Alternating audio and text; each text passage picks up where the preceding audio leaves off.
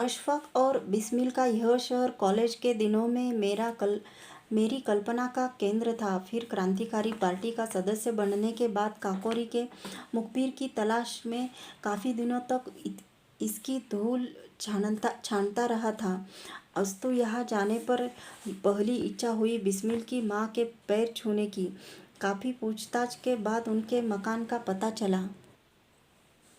छोटे से मकान की एक कोठरी में दुनिया की आंखों से अलग वीर प्रसविनी अपने जीवन के अंतिम दिन काट रही है। अननोन अननोटिस्ड पास जाकर मैंने पैर छुए। आंखों की रोशनी प्राय समाप्त सी हो चुकने के कारण पहचाने बिना ही उन्होंने मेरे सिर पर हाथ रखकर आशीर्वाद दिया और पूछा, तुम कौन हो? क्या उत्तर दूँ? कुछ समझ में नहीं आया। थोड़ी देर के बाद उन्होंने फिर पूछा, कहाँ से आए हो बेटा? इस बार साहस कर मैंने परिचय दिया। गोरखपुर जेल में अपने साथ किसी को ले गई थी अपना बेटा बनाकर।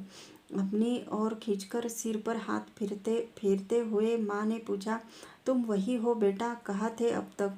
मैं तो तुम्हें बहुत याद करती रही, पर जब तुम्हारा आना एकदम ही बंद हो गया तो समझी कि तुम भी कहीं उसी रास्ते पर चले गए। माँ का दिल भर आया। कितने ही पुराने घाव पर एक साथ ठेस लगी। अपने अच्छे दिनों की याद, बिस्मिल की याद, फांसी, तख्ता, रस्सी और जल्लाद की याद, जवान बेटे के जलती हुई चिता की याद और न जाने कितनी यादों से उनके ज्योतिहीन नेत्रों में पानी भर आया। वे रो पड़ी। बात छेड़ने के लिए मैंने पूछा, रमेश, बिस्मिल का छोटा भाई कहाँ है? मुझे क्या पता था कि मेरा प्रश्न उनकी आंखों में बरसात भर लाएगा। वे जोर से रो पड़ी।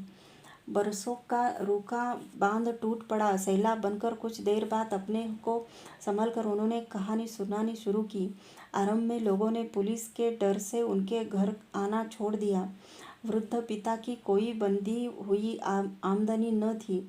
कुछ साल बाद रमेश बीमार पड़ा। दवा इलाज के अभाव में बीमारी जड़ पकड़ती गई। घर का सब कुछ बिक जाने पर भी रमेश का इलाज न हो पाया। पथ्य और उपचार के अभाव में तपेदिक का शिकार बनकर एक दिन वह माँ को निपुती छोड़कर चला गया। पिता को कोरी हमदर्दी दिखाने वालों से चिढ़ हो गई। वे बेहद चिड़चिड़े हो गए।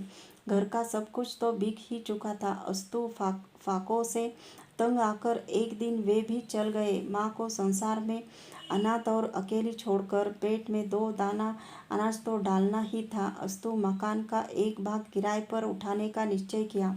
पुलिस के डर से कोई किराएदार भी नहीं आया और जब आया तब पुलिस का ही एक आदमी। लोगों ने बदनाम किया कि माँ का संपर्क तो पुलिस से हो गया है। उनकी दुनिया से बचा हुआ प्रकाश भी चला गया। पुत्र खोया, लाल खोया, अंत में बचा था नाम तो सो वो भी चला गया। उनकी आंखों से पानी की धार बहते देखकर मेरे सामने गोरखपुर की फांसी की कोठरी घूम गई। काकोरी के चारों अभियुक्तों के जवान का फैसला हो चुका था।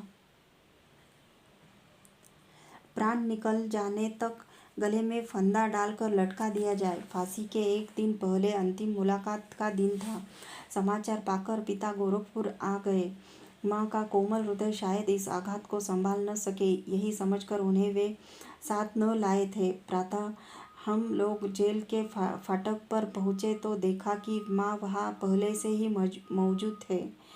अंदर जाने के समय सवाल आया मेरा, मुझे में कैसे अंदर ले जाया जाए।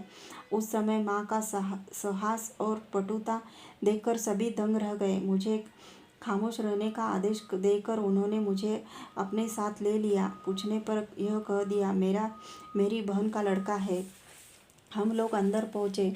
माँ को देखकर रामप्रसाद रो पड़े, किंतु माँ की आंखों में आंसुओं का लेश भी न था। उन्होंने ऊंचे स्वर में कहा, मैं तो समझती थी कि मेरा बेटा बहादुर है, जिसके नाम से अंग्रेजी सरकार भी कांपती है। मुझे नहीं पता था कि वह मौत से डरता है। तुम्हें यदि रोकर ही मरना था तो व्यर्थ इस काम में आए।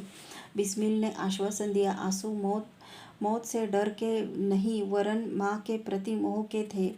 मौत से मैं नहीं डरता माँ, तुम विश्वास करो। माँ ने मेरा हाथ पकड़कर आगे कर दिया। और यह तुम्हारे आदमी है, पार्टी के बारे में जो चाहो इनसे कह सकते हो।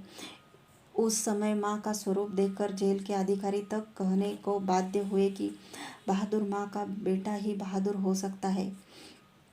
उस दिन समय पर विजय हुई थी माँ की, और आज माँ पर विजय पाई है समय ने। आघात पर आघात देकर उसने उन जैसे बहादुर हृदय को भी कातर बना दिया है। जिस माँ की आँखों के दोनों ही तारे विलीन हो चुके हो, उसकी आँखों की ज्योति यदि चली जाए तो इसमें आश्चर्य ही क्या है। वहाँ तो रोज ही अंधेरे अंधेरे बादलों से बरसात उमड़ती रहेगी। कैसी है यह दुनिया। मैंने सोचा, एक और बिस्मिल जिंदाबाद के नारे और चुनाव में वोट लेने के लिए बिस्मिल द्वार का निर्माण, और दूसरी ओर उनके घर वालों की परछाई तक से भागना, और उनकी निपुती बेवा माँ पर बदनामी की मार। एक और शहीद परिवार सहायक फंड के नाम पर हजारों का चंदा, और दूसरी ओर पथ्य और दवा दारू तक के लिए पैसों के अभाव में बिस्मिल के भाई का टीबी से घुटकर मरना। क्या यही है शहीदों का आदर और उनकी पूजा। फिर आऊँगा माँ कहकर मैं चला आया, मन पर न जाने कितना बड़ा भार लिए। शाहजहाँपुर, 23 फरवरी 1947।